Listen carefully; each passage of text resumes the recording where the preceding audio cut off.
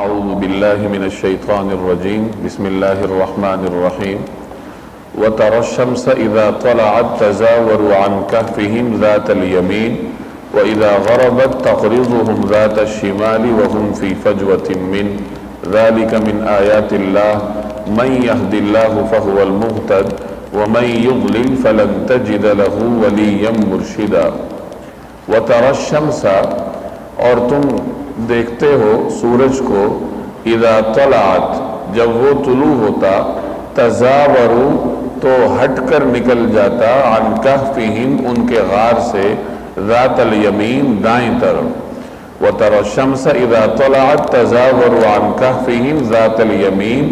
اور تم سورج کو نکلتے وقت دیکھتے تو وہ ان کے غار سے دائیں طرف ہٹ کر نکل جاتا وَإِذَا غَرَبَتْ اور جب غروب ہوتا تَقْرِضُهُمْ تو کترا کر چلا جاتا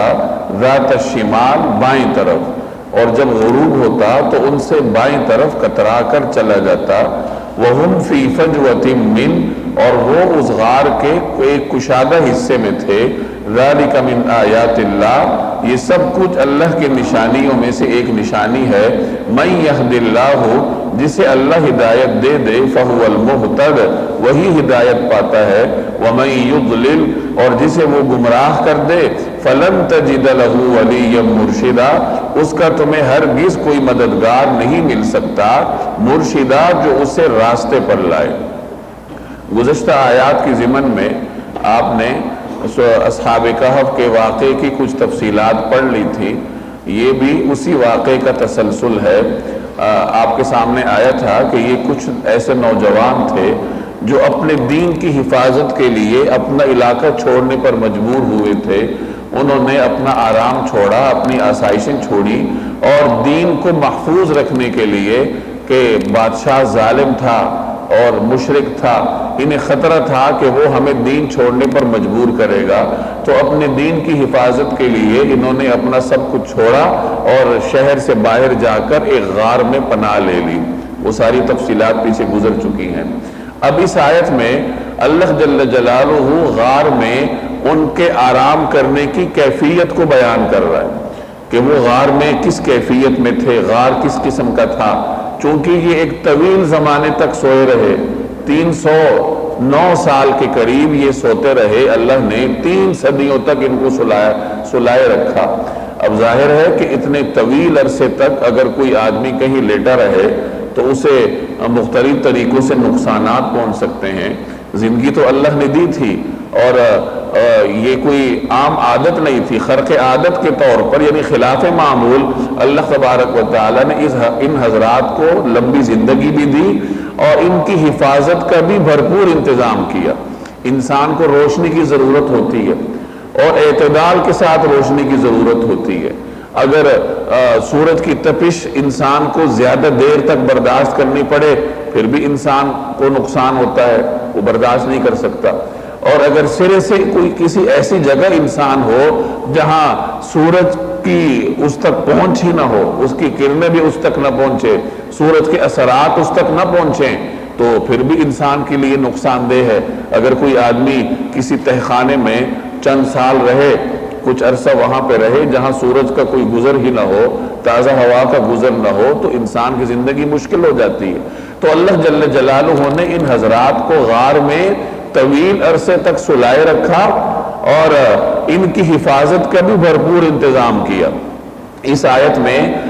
ان کی حفاظت کے ایک انتظام کا ذکر ہے کہ اللہ تعالیٰ نے یہ انتظام کر رکھا تھا کہ جب سورج طلوع ہوتا تھا تو وہ ان کے غار کے دائیں طرف سے کترا کے نکلتا تھا، دائیں طرف سے ہو کے گزرتا تھا، یعنی سورج کی روشنی ان کے غار کے دائیں طرف سے ہو کے گزر جاتی تھی۔ تو گویا سورج کی تپش براہ راست ان کے جسموں پر بھی نہیں پڑتی تھی اور ایسا بھی نہیں تھا کہ سورج کا اثر بھی وہاں تک نہ پہنچے، بلکہ سورج کے اثرات ان تک پہنچتے تھے، اس کے فوائد ان تک پہنچتے تھے، لیکن تپش کی شدت سے محفوظ تھے۔ تو نکلتے وقت دائیں طرف سے ہو کے سورج نکل جاتا اور جب غروب ہونا ہوتا تھا تو بائیں طرف سے ہو کے سورج غروب ہو جاتا تھا۔ تو اس طریقے سے دھوپ ان کے قریب سے ہو کے گزرتی تھی تو فوائد ان تک پہنچتے تھے اور شدید تپش سے اللہ تبارک و تعالی نے ان کی حفاظت کر رکھی تھی۔ اب یہ جو سورج دائیں بائیں سے ہو کے گزرتا ہے، آیا یہ غار کی جغرافیائی حیت کی وجہ سے تھا یا اس کی وجہ کچھ اور تھی؟ تو اس میں مفسرین کے دو آراء ہیں۔ بعض مفسرین فرماتے ہیں کہ ان کا غار ایسی حیت پر واقع تھا کہ جب سورج نکلتا تھا تو قدرتی طور پر روشنی اور اس کی کرنیں دائیں طرف سے ہو کے نکلتی تھی، اور غروب کے وقت بائیں جانب سے سورج کی روشنی وہاں سے گزر جاتی تھی۔ گویا کہ ان کا غار شمالاً جنوباً تھا، یعنی شمالاً جنوباً وہ غار واقع تھا، اور جب سورج نکلتا تھا تو دائیں طرف سے ہو کے گزرتا تھا اور غروب ہوتے وقت بائیں طرف سے گزرتا تھا۔ تو گویا یہ غار کی حیت کی وجہ سے، اس کی جغرافیائی حیت کی وجہ سے تھا کہ اللہ نے ان کی رہنمائی ایسے غار کی طرف کی جہاں سورج کی آمد و رفت کی یہ کیفیت تھی۔ اور بعض حضرات فرماتے ہیں کہ اس میں غار کی کیفیت کا یا اس کی جغرافیائی حیت کا کوئی عمل دخل نہیں تھا، بلکہ یہ براہ راست اللہ جل جلالہ کی قدرت تھی۔ چنانچہ آیت میں اس طرف نشانی بھی ہے، اس طرف علامت بھی ہے، جیسے فرمایا کہ ذالک من آیات اللہ، یعنی یہ اللہ کی نشانیوں میں سے ایک نشانی تھی کہ سورج کا اس طریقے سے ہو کے گزرنا اور واپس غروب کے وقت بھی اس طرح گزرنا، یہ اللہ کی نشانیوں میں سے ایک نشانی تھی۔ گویا کہ اس میں غار کی کیفیت کا، اس کی جغرافیائی حیت کا عمل دخل نہیں تھا، بلکہ یہ اللہ تبارک و تعالیٰ کی قدرت تھی کہ ان کی حفاظت کے لیے اللہ جل جلالہ نے سورج کی آمد و رفت کا یہ طریقہ کار مقرر کیا تھا۔ اور اللہ کی نشانیوں میں اللہ کی قدرت سے یہ کیا بعید ہے، اگر اللہ تعالیٰ ان کو 300 سال تک سلا سکتا ہے تو پھر سورج کی آمد و رفت کو تبدیل کر دینا یہ اللہ جل جلالہ کی قدرت کے لیے کون سا مشکل کام ہے۔ اور اس سے پہلے بھی اللہ جل جلالہ مختلف حضرات کی اسی طریقے سے حفاظت فرماتے رہے۔ حضرت عزیر علیہ السلام کو طویل عرصے تک اللہ نے سلائے رکھا۔ علماء فرماتے ہیں کہ جس زمانے میں وہ سوئے ہوئے تھے طویل عرصے تک، تو ان کے قریب سے اللہ نے کسی کو نہیں گزرنے دیا کہ کوئی ان کو نقصان نہ پہنچا دے۔ اسی طریقے سے جناب رسول اللہ صلی اللہ علیہ وسلم کی حضرت ابوبکر صدیق کے ساتھ اللہ نے غار ثور میں حفاظت فرمائی۔ مشرکین وہاں تک پہنچ گئے تھے، اور اگر کوئی ہلکا سا جھک کر دیکھتا تو انہیں رسول اللہ صلی اللہ علیہ وسلم اور حضرت ابوبکر صدیق رضی اللہ تعالی عنہ کے وہاں موجود ہونے کے شواہد مل سکتے تھے، لیکن اللہ جل جلالہ نے ان کی آنکھوں پر پردہ ڈالا اور غار کے دہانے پر کبوتر نے گھونسلہ بنایا تو اللہ نے حفاظت فرمائی۔ تو اللہ تبارک و تعالی اس طریقے سے اپنے برگزیدہ بندوں کی مختلف اوقات میں حفاظت فرماتا رہتا ہے۔ انسان جب اللہ کے راستے میں نکلتا ہے، اللہ کے لیے کچھ کرتا ہے، تو اگلے راستے اللہ تعالیٰ اس کے لیے آسان بناتا ہے۔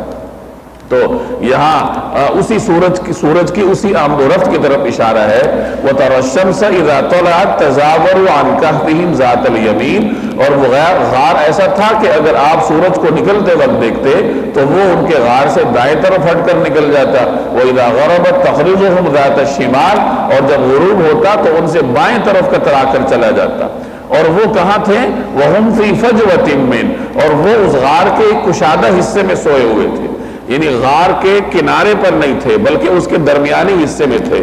اور کنارے پر سورج کی روشنی طلوع ہوتے وقت گزر جاتی اور غروب ہوتے وقت گزر جاتی، تو اس طرح ان تک سورج کی ہلکی پھلکی حرارت پہنچتی، اس کے فوائد ان تک پہنچتے، اور تپش کا جو نقصان ہے، شدت ہے، اس سے اللہ نے ان کی حفاظت کا انتظام کیا تھا۔ ذالک من آیات اللہ، یہ سب کچھ اللہ کی نشانیوں میں سے ایک نشانی ہے، یعنی ان کا غار میں اتنے لمبے عرصے تک سوئے رہنا اور پھر اس طریقے سے سورج کے فوائد سے مستفید ہونا اور تپش سے حفاظت میں آنا، یہ سب کچھ اللہ جل جلالہ کی نشانیوں میں سے ایک نشانی تھی۔ من یہد اللہ، جسے اللہ ہدایت دے دے، فہو المہتد، وہی ہدایت پاتا ہے۔ ہدایت اللہ کی طرف سے ہوتی ہے، انسان کے ذمے ہدایت کو طلب کرنا ہے۔ انسان اللہ سے ہدایت مانگتا ہے، توفیق مانگتا ہے، اور جو آدمی اللہ سے توفیق مانگے، ہدایت طلب کرے، تو اللہ تعالیٰ اسی کو ہدایت دیتا ہے۔ اگر کسی آدمی کے دل میں ہدایت طلب کرنے کا سوال ہی پیدا نہ ہو، اس نے کبھی اللہ سے ہدایت مانگی ہی نہ ہو، تو اس نے پھر گمراہی ہی کے راستے پہ رہنا ہے، کیونکہ ہدایت تو اسی کو ملنی ہے جو اللہ تعالیٰ سے طلب کرے گا، مانگے گا۔ یہاں یہی فرمایا کہ ہدایت تو وہی پاتا ہے جسے اللہ ہدایت دے دے۔ اور اس کے بارے میں اللہ کا قانون ہے کہ اسی کو ملنی ہے جو اللہ سے ہدایت طلب کرے، اللہ سے مانگے۔ وَمَن يُضْلِلْ، اور جسے وہ گمراہ کر دے، فَلَن تَجِدَ لَهُ وَلِيًّا، تو اس کا تمہیں ہرگز کوئی مددگار نہیں مل سکتا، مرشداً، جو اسے راستے پر لائے۔ مرشد کہتے ہیں صحیح راستے پر لانے والے کو۔ جو آدمی غلط راستے کا انتخاب کرتا ہے اور اس پہ چلتا ہے، توبہ تائب نہیں ہوتا، کبھی اس کے دل میں ہدایت مانگنے کا سوال ہی پیدا نہیں ہوتا، اللہ سے توفیق بھی نہیں مانگتا، تو گویا اسی راستے پر چلنے پر اسے اصرار ہے۔ تو جب اس کو اس راستے پر چلنے پر اصرار ہے تو اللہ تعالیٰ وہی راستہ اس کے لیے آسان کر دیتا ہے۔ اور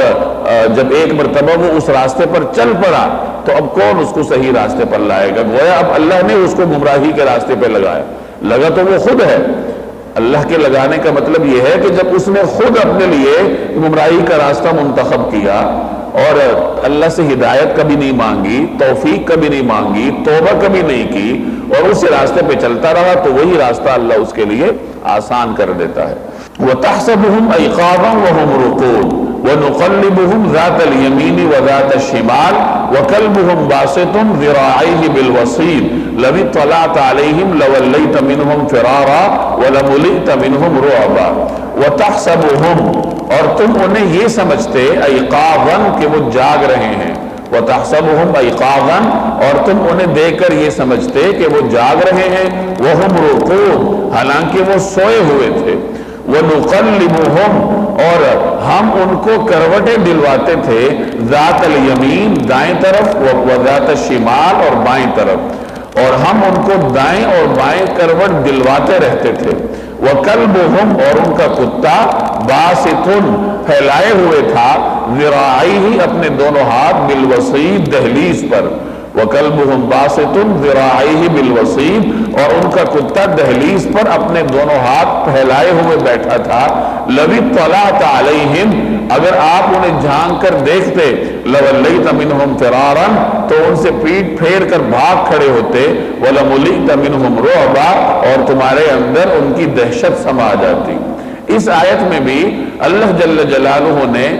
وہ غار میں ان کی حفاظت ہی کا نظم بیان کیا ہے کہ کس طریقے سے اللہ تبارک و تعالی نے غار میں ان کی حفاظت فرمائی۔ پچھلی آیت میں ان کی حفاظت کا نظم یوں بیان کیا کہ سورج کی روشنی سے ان کو فائدہ تو پہنچتا تھا، البتہ تپش کی شدت سے اللہ نے ان کی حفاظت کی تھی۔ تو یہاں بھی ان کے سونے کے دوران اللہ کی جانب سے ان کی حفاظت کے ایک اور بندوبست کا بیان ہے۔ جب انسان سوتا ہے طویل عرصے تک، اگر اس کا پہلو زمین کے ساتھ لگا رہے تو زمین اس کے پہلو کو کھانا شروع کر دے گی۔ اگر کسی مریض کو، کسی قومے کے مریض کو آپ چھوڑ دیں اور وہ ایک ہی کروٹ پر سارا سال یا 2 سال 3 سال تک پڑا رہے تو اس کی وہ کروٹ متاثر ہو جائے گی۔ انسان کی صحت کا دار و مدار اس پر ہے کہ وہ کروٹ بدلتا رہے۔ اصحاب کہف چونکہ طویل زمانے تک سوئے ہوئے تھے، 309 برس تک سوتے رہے، تو اللہ تبارک و تعالی نے ان کے جسموں کی حفاظت کا انتظام اس طرح کیا تھا کہ اللہ تعالیٰ کی جانب سے یہ بندوبست تھا کہ وہ کروٹ بدلتے رہتے تھے۔ اب کروٹ کب بدلتے تھے، کتنے زمانے کے بعد بدلتے تھے، قرآن کریم نے اس کی صراحت نہیں کی، اور نہ ہی کسی حدیث میں ہمیں اس کی وضاحت ملتی ہے۔ مفسرین نے اسرائیلی روایات کی بنیاد پر آراء قائم کی ہیں۔ کچھ حضرات فرماتے ہیں کہ 9 سال کے بعد اللہ تعالیٰ انہیں کروٹ دلواتا تھا، کچھ کہتے ہیں کہ محرم میں اللہ تعالیٰ انہیں کروٹ دلواتا تھا۔ بہرحال وہ مفسرین کے اپنے قیاسات ہیں۔ اتنا ہی سمجھنا ہمارے لیے کافی ہے کہ اللہ نے ان کے جسموں کی حفاظت کے لیے کروٹ دلوانے کا انتظام فرمایا تھا کہ ان کے جسم کا ایک حصہ زمین کھانے نہ پائے بلکہ کروٹ بدلتے رہیں۔ اسی طرح اور بھی کچھ ایسی علامات تھی جس سے ان کے زندہ رہنے کا ثبوت ہو اور سونے کا اظہار نہ ہو، تاکہ اگر کوئی دیکھے بھی تو اسے یہ نہ لگے کہ یہ سوئے ہوئے، بلکہ اسے یہ محسوس ہو جیسے یہ جاگ رہے ہیں۔ چنانچہ مفسرین نے اس آیت کے ذیل میں یہ تفصیلات بیان کی ہیں کہ عام طور پر جو شخص سوتا ہے تو اس کے جسم میں ڈھیلا پن آ جاتا ہے، اس کا سانس بدل جاتا ہے، سانس میں بھی تغیر آ جاتا ہے۔ جاگنے والے اور سونے والے کے سانس لینے کی کیفیت میں فرق ہوتا ہے۔ تو اللہ تعالیٰ نے ان کے جسم کو ڈھیلا ہونے سے محفوظ رکھا ان کا جسم ایسے ہی چاق و چوبند نظر آتا تھا جیسے یہ لوگ جاگ رہے ہوں، آنکھیں بھی ان کی کھلی ہوئی تھی، اور جو سوئے ہوئے آدمی کے سانس لینے میں تغیر آتا ہے تو وہ تغیر اللہ نے ان میں نہیں آنے دیا، وہ سانس ایسے ہی لے رہے تھے جیسے ایک جاگتا ہوا شخص لیتا ہے۔ یہ تمام انتظامات اس لیے تھے کہ کوئی آدمی ان کو سوتا ہوا سمجھ کر انہیں نقصان نہ دے دے۔ اول تو غار تک آنے میں ہی اللہ جل جلالہ نے رکاوٹیں کھڑی کی تھی، اور پھر اگر کوئی غار میں پہنچ بھی جائے تو وہ ان کو جاگتا ہوا سمجھے گا اور وہاں سے واپس چلا جائے گا، انہیں کسی قسم کا نقصان اللہ تبارک و تعالی نے نہیں پہنچنے دیا۔ تو اس آیت میں ان کے سونے کی کیفیت کا بیان ہے۔ تو فرمایا وَتَحْسَبُهُمْ أَيْقَاظًا، اور اگر فرض کریں آپ انہیں دیکھتے تو آپ انہیں ایسا سمجھتے ایقاظاً جیسے وہ جاگ رہے ہوں، وَهُمْ رُقُودٌ، حالانکہ وہ سوئے ہوئے تھے۔ اب وہی تفصیلات جیسے میں نے عرض کیا کہ سانس لینے میں کوئی تبدیلی نہیں تھی، کروٹ بھی وہ بدل رہے تھے، جسم میں ڈھیلا پن بھی نہیں تھا، یعنی آنکھیں بھی کھلی ہوئی تھی، ایسا لگتا تھا جیسے جاگ رہے، حالانکہ وہ سوئے ہوئے تھے۔ وَنُقَلِّبُهُمْ ذَاتَ الْيَمِينِ وَذَاتَ الشِّمَالِ، اور ہم ان کو دائیں اور بائیں کروٹ دلواتے رہتے تھے۔ وَكَلْبُهُمْ بَاسِطٌ ذِرَاعَيْهِ بِالْوَصِيدِ، اور ان کا کتا دہلیز پر اپنے دونوں ہاتھ پھیلائے ہوئے بیٹھا تھا، وہ پھیلائے ہوئے وہاں موجود تھا۔ تو گویا اگر کوئی آدمی آتا تو وہ یہی سمجھتا کہ یہ کتا بیٹھا ہوا ہے، اور اس نے پھر وہاں قریب جانے کی ہمت ہی نہیں کرنی تھی۔ میں نے پہلے درس میں عرض کیا تھا کہ بعض مفسرین فرماتے ہیں کہ اصحاب کہف کے لوگ جب اپنے علاقے سے نکلے تھے تو راستے میں ان کے ساتھ ایک چرواہا ہو لیا تھا، اور اس چرواہے کے ساتھ اپنا ایک کتا بھی تھا، تو اس طریقے سے کتا بھی ان کے ساتھ موجود تھا۔ اور جب یہ لوگ غار میں گئے تو وہ باہر دروازے پر اپنی عادت کے مطابق بیٹھ گیا حفاظت کے لیے۔ کتا رکھنا عام طور پر پسندیدہ نہیں ہے۔ قرآن کریم میں دو جانوروں کی مذمت بیان کی گئی ہے، ایک گدھے کی اور ایک کتے کی۔ گدھے کی مثال اللہ نے یہود کی حماقت کو واضح کرنے کے لیے دی۔ چنانچہ قرآن کریم میں ایک جگہ اللہ تعالیٰ فرماتے ہیں کہ یہ یہود اس طریقے سے بوجھ اٹھائے ہوئے ہیں جیسے گدھا بوجھ اٹھاتا ہے، کہ یہود کو اللہ نے کتاب دی ہے، ان کو علم دیا ہے، لیکن یہود کے اوپر علم لادنا ایسا ہی ہے جیسے گدھے کے اوپر کتاب لاد دی جائے۔ جس طرح گدھا کتاب سے فائدہ نہیں اٹھا سکتا اپنی بے عقلی کی وجہ سے، حماقت کی وجہ سے، اسی طرح یہود بھی فائدہ نہیں اٹھا سکتے۔ اور کتے کی مثال قرآن کریم میں ہوس کو واضح کرنے کے لیے دی گئی ہے۔ چنانچہ بلعام بن باورا، یہ حضرت موسیٰ علیہ السلام کی امت کا انتہائی برگزیدہ شخص تھا، لیکن شیطان کے بہکاوے میں آ کر یہ حضرت موسیٰ علیہ السلام کے مقابلے پر آیا، تو اللہ جل جلالہ نے اس کی مثال قرآن کریم میں بیان کی کہ فَمَثَلُهُ كَمَثَلِ الْكَلْبِ، کہ اس کی مثال ایسی ہے جیسے کتا ہوتا ہے۔ جس طریقے سے کتا ہر وقت اس کے اوپر کھانے کی ہوس سوار ہوتی ہے، ہر وقت وہ لالچ میں ہوتا ہے، اسی طرح وہ شخص بھی ہے جو خواہشات کا غلام ہوتا ہے، جو خواہشات کا اسیر ہوتا ہے، اس کی بھی خواہشات کبھی ختم نہیں ہوتی اور اس کی ہوس کا کبھی اختتام نہیں ہوتا۔ اسی طریقے سے حدیث میں بھی ایک شخص کی مثال کتے کے ساتھ دی گئی ہے، وہ شخص جو ہدیہ دے کر واپس لے، کسی کو تحفہ دیا اور پھر تحفہ واپس لینا چاہے، تو رسول اللہ صلی اللہ علیہ وسلم نے اس کی مثال اس کتے کے ساتھ دی ہے جو کتا قے کر کے اس کو واپس چاٹے۔ تو تحفہ واپس لینا یہ بھی ہوس کی وجہ سے ہوتا ہے، لالچ کی وجہ سے ہوتا ہے۔ تو کتے کو قرآن اور حدیث میں لالچ اور ہوس کے استعارے کے طور پر پیش کیا گیا ہے۔ علماء فرماتے ہیں کہ کتا ایسا جانور ہے جس کے شیطان کے ساتھ مناسبت زیادہ ہے، یہی وجہ ہے کہ کتا رکھنا ناپسندیدہ قرار دیا گیا۔ ایک روایت کا مفہوم ہے کہ جو آدمی بغیر کسی عذر کے کتا رکھتا ہے تو روزانہ اس کے ثواب میں سے 2 قیرات گھٹتے رہتے ہیں۔ عذر کیا ہے کہ کوئی آدمی شکار کے لیے رکھتا ہے یا جانوروں کی حفاظت کے لیے رکھتا ہے، یعنی کوئی آدمی جانوروں کی حفاظت یا شکار کے علاوہ کتا رکھے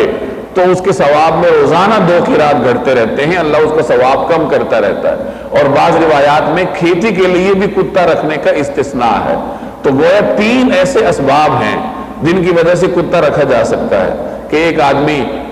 جانوروں کی مویشیوں کی حفاظت کے لیے رکھے تو اسے اجازت ہے، کوئی آدمی شکار کے لیے رکھے، شکاری کتا اپنے پاس رکھے شکار کرتا ہو اسے اجازت ہے، کوئی آدمی کھیتی کی حفاظت کے لیے کتا رکھے اپنے کھیت وغیرہ کو محفوظ رکھنے کے لیے تو اس کو بھی اجازت ہے۔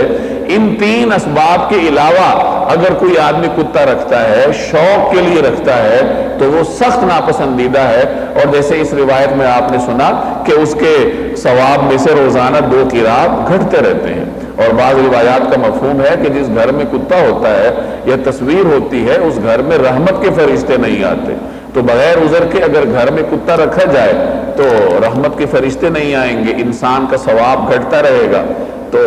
اور مسلمانوں میں اس کا رواج کبھی نہیں رہا کہ لوگوں نے گھروں میں کتے پالے ہوں، دیگر جانور لوگوں نے رکھے ہیں، اور مختلف جانور نیک لوگوں کے ہاں بھی موجود ہوتے تھے پالتو جانور، لیکن کتا رکھنے کی مثال آپ کو مسلمانوں کی تاریخ میں نہیں ملے گی۔ نہیں کسی کتاب میں آپ نے پڑھا ہوگا کہ فلاں بزرگ نے یا فلاں مسلمان نے گھر میں کتا رکھا تھا۔ یہ تو آج کل ہمارے ہاں رواج ہو گیا ہے مغرب کی وجہ سے، چونکہ کتے کو شیطان کے ساتھ مناسبت ہے، اور شیطان جس قوم پر سوار ہوتا ہے ان کی کتے کے ساتھ مناسبت بنا دیتا ہے، تو وہ گھروں میں رکھتے ہیں فیشن کے لیے، شوق کے لیے، اسی کے ساتھ سوتے ہیں۔ حالانکہ کتا ایسا جانور ہے کہ اس کے بارے میں آتا ہے کہ اگر وہ برتن میں منہ مار دے تو اسے مٹی سے اچھے طریقے سے مانجو، اور اس کے بعد اسے 3 دفعہ دھو لو، اور اگر ہو سکے تو 7 مرتبہ دھو لو۔ یعنی عام جانور سے ہٹ کر کتے کی نجاست کی تاکید بیان ہوئی ہے کہ اگر وہ کسی برتن میں منہ مار دے تو اس طریقے سے اس کو بار بار دھو لو تاکہ اس کے جو غلیظ اثرات ہیں وہ برتن میں سے ختم ہو جائیں۔ تو وہاں تو اتنی تاکید ہے، اور یہاں لوگ اپنے ساتھ کتوں کو سلاتے ہیں، اپنے کمروں میں اس کو رکھتے ہیں۔ تو یہ طرز عمل مسلمانوں کا نہیں ہے، یہ باہر سے ہمارے ہاں آیا ہے۔ ہاں اگر کوئی ضرورت کے لیے رکھتا ہے تو وہ رکھ سکتا ہے۔ اب یہاں اصحاب کہف کے ساتھ کتے کا ذکر ہے کہ ان کے ساتھ کتا موجود تھا۔ اب بعض علماء فرماتے ہیں کہ چونکہ یہ حضرت عیسیٰ علیہ السلام کے زمانے کا واقعہ ہے، یہ ان کے پیروکار تھے، تو عین ممکن ہے کہ ان کے زمانے میں کتا رکھنے کی ممانعت نہ ہو۔ ہمارے جو احکامات ہیں وہ تو ہماری شریعت کے ساتھ خاص ہیں، اور بعض حضرات نے اس کا یوں بھی جواب دیا ہے کہ جانوروں کی حفاظت کے لیے تو کتا رکھنے کی اجازت ہے، اور یہ حضرات صاحب جائیداد تھے، اور جیسے میں نے ایک روایت کے حوالے سے آپ کو بتایا کہ ایک چرواہا ان کے ساتھ ہو لیا تھا اور یہ کتا اس کے ساتھ تھا۔ چرواہے کے جانور ہوں گے، اس نے اپنے جانوروں کی حفاظت کے لیے کتا رکھا ہوگا، اور ضرورت کے تحت تو کتا رکھنے کی اجازت تھی، تو اس وجہ سے یہ کتا ان کے ساتھ ہو لیا تھا۔ اس میں جو نقطے کی بات بیان علماء فرماتے ہیں وہ یہ ہے کہ کتا جو ایک ایسا جانور ہے کہ جس کو جانوروں میں بھی کوئی اہم مقام حاصل نہیں ہے، لیکن جب وہ نیک لوگوں کے ساتھ ملا تو اللہ تبارک و تعالیٰ نے اس کا ذکر قرآن کریم میں کیا۔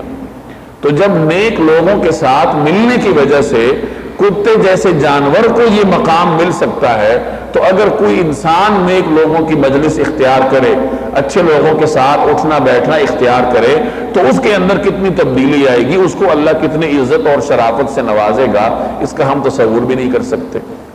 صحبت کی بڑی اہمیت ہے انسان کی زندگی میں۔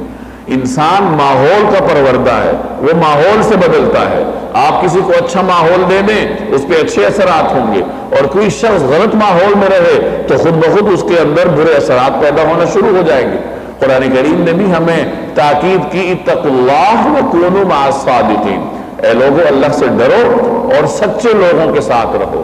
سچے لوگوں کے ساتھ رہو گے تو پھر انسان کے اندر تقوی آتا ہے، اللہ کا خوف آتا ہے، اور اگر آدمی غلط لوگوں کی مجلس میں اٹھتا بیٹھتا ہے تو اس کے اندر خود بخود ان کے اثرات آنے شروع ہو جائیں گے۔ عربی زبان کا ایک محاورہ ہے کہ اگر کسی کے بارے میں دریافت کرنا ہو، چھان بین کرنی ہو، تو اس کے بارے میں پوچھنے کی ضرورت نہیں ہے، اس کے دوستوں کے بارے میں پوچھ لو۔ جیسے اس کے دوست ہوں گے، جیسے اس کی سوسائٹی ہوگی، ویسے وہ ہوگا۔ تو ہمیشہ کوشش کرنی چاہیے کہ انسان نیک لوگوں کی مجلس اختیار کرے۔ صحابہ کرام کو اللہ تبارک و تعالی نے اتنا بلند مقام عطا فرمایا تھا، وہ جناب رسول اللہ صلی اللہ علیہ وسلم کی صحبت کی وجہ سے تھا۔ حضور صلی اللہ علیہ وسلم کی صحبت کی وجہ سے اللہ تبارک و تعالی نے صحابہ کو چمکایا، اس کے بعد تابعین کو اللہ نے صحابہ کی صحبت کی وجہ سے چمکایا، تبع تابعین کو تابعین کی صحبت کی وجہ سے چمکایا، اور اس کے بعد یہ ایک سلسلہ رہا ہے کہ جو شخص علماء کی مجالس میں بیٹھتا ہے، بزرگان کی صحبت اٹھاتا ہے، نیک لوگوں کے ساتھ بیٹھتا ہے، تو اللہ تبارک و تعالیٰ اس کو چمکا دیتے ہیں، دنیا کے اعتبار سے بھی اور آخرت کے اعتبار سے بھی۔ پہلے زمانے میں خانقاہیں ہوتی تھیں جہاں بڑے بڑے صوفیاء ہوتے تھے، بڑے بڑے بزرگان ہوتے تھے، لوگ وہاں جاتے تھے اور صحبت صالح سے مستفید ہوتے تھے، ان کی صحبت میں بیٹھ کر دین سیکھتے تھے، اور دین بھی سیکھتے تھے اور اخلاق بھی سیکھتے تھے، تربیت ہوتی تھی۔ اب چونکہ وہ صورتحال نہیں رہی،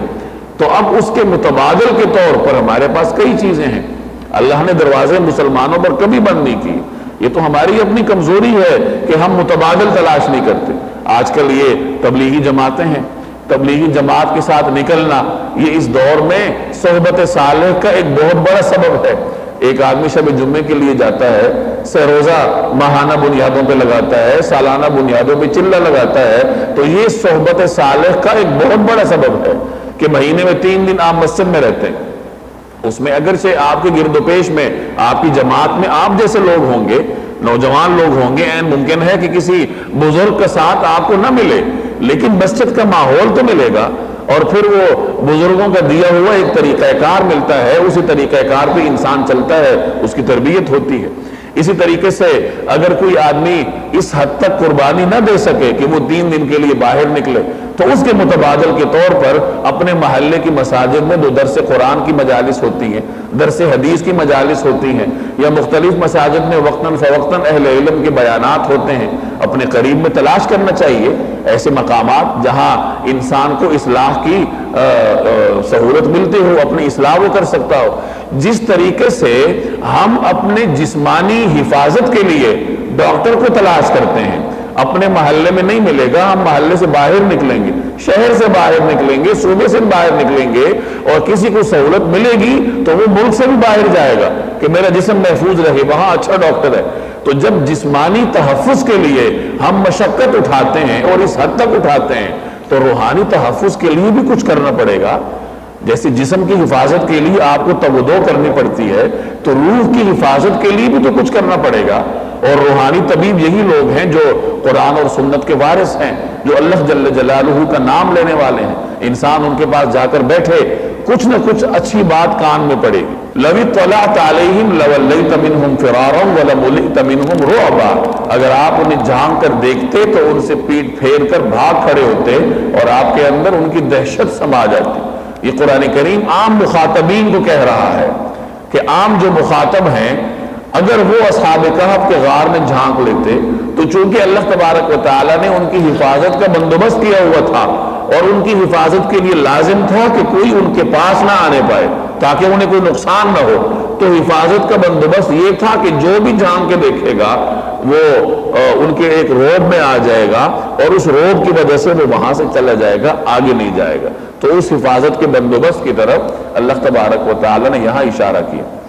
وَكَذَلِكَ بَعَثْنَاهُمْ لِيَتَسَاءَلُوا بَيْنَهُمْ قَالَ قَائِلٌ مِّنْهُمْ كَمْ لَبِثْتُمْ قَالُوا لَبِثْنَا يَوْمًا أَوْ بَعْضَ يَوْمٍ قَالُوا رَبُّكُمْ أَعْلَمُ بِمَا لَبِثْتُمْ فَابْعَثُوا أَحَدَكُمْ بِوَرِقِكُمْ هَٰذِهِ إِلَى الْمَدِينَةِ فَلْيَنظُرْ أَيُّهَا أَزْكَىٰ طَعَامًا فَلْيَأْتِكُمْ بِرِزْقٍ مِّنْهُ وَلْيَتَلَطَّفْ وَلَا يُشْعِرَنَّ بِكُمْ أَحَدًا وَكَذَلِكَ بَعَثْنَاهُمْ، اور اسی طرح ہم نے انہیں اٹھا دیا، لِيَتَسَاءَلُوا بَيْنَهُمْ، تاکہ وہ آپس میں ایک دوسرے سے سوالات کریں، پوچھ گچھ کریں۔ قَالَ قَائِلٌ مِّنْهُمْ، ان میں سے ایک کہنے والے نے کہا، کم لبثتم، تم اس حالت میں کتنی دیر رہے ہوگے؟ قالوا، کچھ لوگوں نے کہا، لبثنا یومن او بعض یوم، ہم ایک دن یا ایک دن سے کچھ کم رہے ہوں گے۔ قالوا ربکم اعلم بما لبثتم، دوسروں نے کہا تمہارا رب ہی بہتر جانتا ہے کہ تم کتنی دیر اس حالت میں رہے ہو۔ فبعثوا احدکم، اب اپنے میں سے کسی کو بھیجو، بورقکم ہذہ، چاندی کا یہ سکہ دے کر، الی المدینہ، شہر کی طرف۔ اب اپنے میں سے کسی کو چاندی کا یہ سکہ دے کر شہر کی طرف بھیجو، فَلْيَنْظُرْ وہ جا کر دیکھ بھال کرے، أَيُّهَا أَزْكَى طَعَامًا کہ اس کے کون سے علاقے میں زیادہ پاکیزہ کھانا مل سکتا ہے، فَلْيَأْتِكُمْ بِرِزْقٍ مِّنْ پھر تمہارے پاس وہاں سے کچھ کھانے کو لے آئے، وَلْيَتَلَطَّفْ اور اسے چاہیے کہ ہوشیاری سے کام کرے، وَلَا يُشْعِرَنَّ بِكُمْ أَحَدًا اور کسی کو تمہاری خبر نہ ہونے دیں۔ طویل زمانے تک وہ سوئے رہے، اب اللہ نے انہیں اٹھایا۔ جس طریقے سے اللہ جل جلالہ نے انہیں عام معمول سے ہٹ کر سلایا تھا طویل عرصے تک، اسی طریقے سے اللہ نے عام معمول سے ہٹ کر انہیں اٹھایا۔ عام آدمی اتنے دیر اول سو نہیں سکتا، اور اگر کوئی آدمی اتنے دیر ویسے پڑا رہے، معمول سے ہٹ کر کچھ دیر کوئی شخص اگر پڑا رہے تو اس کو جسمانی طور پر نقصان ہو سکتا ہے۔ کسی آدمی کو آپ 1 سال کے لیے زمین کے ساتھ باندھ دیں لٹا کر تو اس کو جسمانی طور پر سخت نقصان اٹھانا پڑے گا۔ تو جس طرح اللہ نے خلاف معمول انہیں طویل زمانے تک سلائے رکھا، اسی طرح اللہ نے خلاف معمول انہیں صحیح سالم دوبارہ کھڑا کیا۔ اسی طرف یہاں اشارہ کیا وَكَذَلِكَ اور اسی طرح، کس طرح یعنی جس طرح ہم نے انہیں سلایا تھا معمول سے ہٹ کر، تو اسی طرح معمول سے ہٹ کر ہم نے انہیں اٹھایا، بعثناہم ہم نے انہیں اٹھایا۔ اب جب وہ اٹھے، دن کے پہلے وقت میں سوئے تھے اور دن کے آخری وقت میں اٹھے، سوئے ہوئے آدمی کو تو نہیں پتہ چلتا میں کتنی دیر سویا ہوں۔ چنانچہ جب وہ اٹھے ہیں اور انہوں نے غار کے باہر شام کے اثرات دیکھے تو ایک دوسرے سے پوچھنے لگے کہ ہم کتنی دیر سوئے ہوں گے، تو کسی نے کہا 1 دن سوئے ہوں گے، کسی نے کہا 1 دن سے بھی کم، کیونکہ دن کو سوئے تھے اور شام کو اٹھ گئے تو 1 دن سے کم سوئے ہوں گے۔ تو اس طریقے سے مختلف جوابات تھے۔ تو ان میں سے ایک نے کہا کہ اللہ ہی جانتا ہے، کچھ لوگوں نے یوں کہا کہ اللہ ہی جانتا ہے کہ ہم کتنی دیر سوئے رہے، اس بحث کو چھوڑو اور کھانے کا بندوبست کرو۔ اب ان کا تو یہی خیال تھا کہ شہر میں ہماری تلاش ہو رہی ہے، ان کے تو وہم گمان بھی نہیں ہوگا کہ ہم 3 صدیاں سوتے رہیں اور درمیان میں کئی نسلیں آ کے ختم ہو گئی ہیں، حکومت بھی تبدیل ہو گئی ہے۔ میں پہلے درس میں عرض کر چکا تھا کہ جب وہ اٹھے تو یہ وہ زمانہ تھا جب اس ظالم بادشاہ کی حکومت کب کی ختم ہو چکی تھی، درمیان میں کئی نسلیں گزر چکی ہیں، اور اب ایک ایسے بادشاہ کی حکومت تھی جو نیک انسان تھا، جو موحد تھا۔ اور بعض مفسرین نے بیان فرمایا کہ یہ بادشاہ جو اصحاب کہف کے اٹھنے کے زمانے میں تھا، یہ خود موحد تھا، نیک آدمی تھا۔ البتہ اس کے زمانے میں کچھ لوگوں نے موت کے بعد اٹھنے کا انکار کیا ہوا تھا کہ بعد الموت کا وجود نہیں ہے، عقیدہ آخرت کے منکر تھے۔ بادشاہ کو ان کی فکر تھی اور اس نے ٹاٹ کا لباس پہن کر عاجزی کے ساتھ اللہ سے دعا کی تھی کہ یا اللہ کوئی ایسا انتظام فرما دے کہ لوگوں کے سامنے بعد الموت کی صورتحال کھل جائے۔ تو اللہ جل جلالہ نے اس کے زمانے میں اصحاب کہف کو اٹھایا اور لوگوں کے سامنے یہ بات کھل گئی کہ جیسے اللہ 309 سال کسی کو سلا کے اٹھا سکتا ہے تو اللہ تعالیٰ پھر طویل زمانے تک قبر میں بھی ایک آدمی کو رکھ کر پھر دوبارہ اٹھا سکتا ہے۔ تو اس طرح اللہ نے ان لوگوں کے سامنے عقیدہ آخرت کو واضح کرنے کا انتظام فرمایا۔ تو بہرحال جب یہ اٹھے ہیں تو ان کے تو وہم و گمان بھی نہیں تھا کہ ہم اتنا طویل عرصہ سوئے رہے اور حکومت تبدیل ہو چکی ہے، ان کا تو یہی خیال تھا کہ ہماری تلاش ہو رہی ہے باہر۔ تو انہوں نے آپس میں مشورہ کیا کہ کھانے کا انتظام کرنا چاہیے۔ یہ اپنے ساتھ کچھ رقم بھی لے گئے تھے، اپنی جمع پونجی کچھ ساتھ لے گئے ہوں گے تاکہ بوقت ضرورت کام آئے گی۔ تو مشورہ ہوا آپس میں کہ کسی ایک کا انتخاب ہو جو ان میں سے ذرا زیادہ ہوشیار تھا اور اس کو کچھ رقم دے دی جائے تاکہ وہ جائے اور ہوشیاری کے ساتھ رہ کر کچھ کھانا لے آئے اور کوشش یہ کرے کہ کسی کو خبر نہ ہونے پائے کہ یہ کون ہے، ورنہ کیا ہوگا کہ جب لوگوں کو خبر ہو جائے گی تو آگے وہ ہمیں نقصان پہنچائیں گے۔ چنانچہ ان میں سے ایک شخص جس کا نام مفسرین نے تملیخہ بتایا ہے کہ وہ تھوڑا سا ان میں ہوشیار تھا، سمجھدار تھا، اس کا انتخاب ہوا۔ تو سب نے اس کو کچھ رقم دی کہ جاؤ اور تم کھانا تلاش کرو، اور اس کو کہا ایھا ازکی طعام، کہ ذرا تلاش کرنا کہ شہر کے کس حصے میں پاکیزہ کھانا ہوگا، یعنی کھانا ہو پاکیزہ ہو، حلال کھانا ہو۔ انسان کو ہر وقت فکر ہوتی ہے کہ اس کے پیٹ میں حرام کا لقمہ نہ جانے پائے۔ تو اب جب وہ باہر نکلا کہ میں جا کر کچھ کھانا لے کر آؤں، تو پھر اللہ تبارک و تعالی نے ان کے اظہار کا انتظام فرمایا۔ جب ان کو چھپانا تھا تو چھپانے کا انتظام فرمایا، اور اب ان کو منظر عام پر لانا تھا تو اللہ نے منظر عام پر لانے کا انتظام فرمایا کہ جب اس نے دکاندار کو جا کر وہ سکہ پکڑایا جو 309 سال پہلے کا تھا، اس زمانے میں مختلف بادشاہ بعض اوقات سکوں پہ اپنے نام بھی کندہ کرواتے تھے، اور حکومت بدلنے کے ساتھ سکے تبدیل ہو جایا کرتے تھے۔ اب یہ سکہ تو کب کا متروک ہو چکا تھا، تو جب اس نے دکاندار کو پکڑایا تو اسے حیرت ہوئی کہ یہ کس زمانے کا سکہ ہے، تو اسے شک پڑا کہ شاید اسے کوئی قدیم زمانے کی دولت اس کے ہاتھ آئی ہے۔ تو دکاندار نے کچھ پوچھ گچھ کی کہ تم کون ہو، کہاں سے آئے ہو، اسے شک پڑا اور وہ بادشاہ کے دربار میں لے گئے۔ جب بادشاہ نے اسے پوچھ گچھ کی تو پھر اس کے سامنے یہ عقدہ کھلا کہ یہ تو وہی لوگ ہیں جو کسی زمانے میں اپنا دین چھوڑ کر نکلے تھے، اور جو ان کا ریکارڈ روم تھا، خزانہ تھا، اس میں ان کے نام بھی لکھے تھے۔ میں نے پہلے ہی سورت کے تعارف میں عرض کیا تھا کہ جس ظالم بادشاہ کے خوف سے انہوں نے اپنا علاقہ چھوڑا تھا، اس نے ان کی تلاش سے مایوس ہو کر ان کے نام تختی پہ لکھوا کے اپنے ریکارڈ روم میں یا اپنے خزانے میں رکھوائے تھے، تاکہ جب بھی یہ ملیں تو ان کا ریکارڈ اب ہمارے پاس موجود ہو، حکومت کے قبضے میں ہو۔ تو اس بادشاہ نے پھر وہی نکلوائے ان کے نام، اور پھر اس نے تصدیق کی کہ یہ تو واقعتاً وہی لوگ ہیں۔ پھر وہ ان کے ساتھ آیا، وہ تفصیلات آگے آئیں گی۔ تو اس آیت میں اصحاب کہف کے اٹھنے، آپس میں ایک دوسرے سے کچھ سوال کرنے، اور پھر اپنے میں سے ایک کو شہر بھیجنے کا تذکرہ ہے، اور اس کو ساتھ نصیحت بھی کی تھی کہ ہوشیاری سے کام کرنا اور کسی کو تمہارے اوپر شبہ نہ ہونے پائے، اگر شبہ ہوگا تو کیا ہوگا اس کا ذکر اس اگلی آیت میں ہے۔ إِنَّهُمْ إِن يَظْهَرُوا عَلَيْكُمْ يَرْجُمُوكُمْ أَوْ يُعِيدُوكُمْ فِي مِلَّتِهِمْ وَلَن تُفْلِحُوا إِذًا أَبَدًا۔ إِنَّهُمْ إِن يَظْهَرُوا عَلَيْكُمْ، کیونکہ اگر ان لوگوں کو تمہاری خبر مل گئی، یرجموکم، تو یہ تمہیں پتھراؤ کر کے ہلاک کر ڈالیں گے، او یعیدوکم فی ملتہم، یا تمہیں اپنے دین میں واپس آنے کے لیے مجبور کریں گے، ولن تفلحوا اذا ابدا، اور ایسا ہوا تو تمہیں کبھی فلاح نہیں مل سکے گی۔ یہ آپس میں مشورہ کر رہے ہیں کہ جس کا انتخاب ہوا ہے باہر جانے کے لیے، اسے یہ نصیحت کی جا رہی ہے کہ ذرا سمجھداری سے کام کرنا، کسی کو شک یا شبے کا موقع نہ دینا، کسی کو پہچان کا موقع نہ دینا، ورنہ اگر وہ تمہیں پہچان گئے تو بادشاہ تو ہماری تلاش میں ہے اور ہمیں گرفتار کر لیا جائے گا، اور پھر کیا ہوگا، یا تو ہمیں سنسار کر دیں گے، ہمیں قتل کر دیں گے، اور یا پھر ہمیں اپنے دین کو چھوڑنے پر اور شرک کی طرف واپس آنے پر مجبور کریں گے۔ اور ساتھ ہی یہ بھی کہا کہ اگر ہم ان کے دین کی طرف چلے گئے تو پھر تو ہمیں کبھی کامیابی نہیں ملے گی، گویا کامیابی اللہ جل جلالہ کے راستے میں ہوتی ہے اور توحید میں ہوتی ہے۔ تو اس طریقے سے نصیحتیں کر کے انہوں نے اپنے ساتھی کو بھیجا۔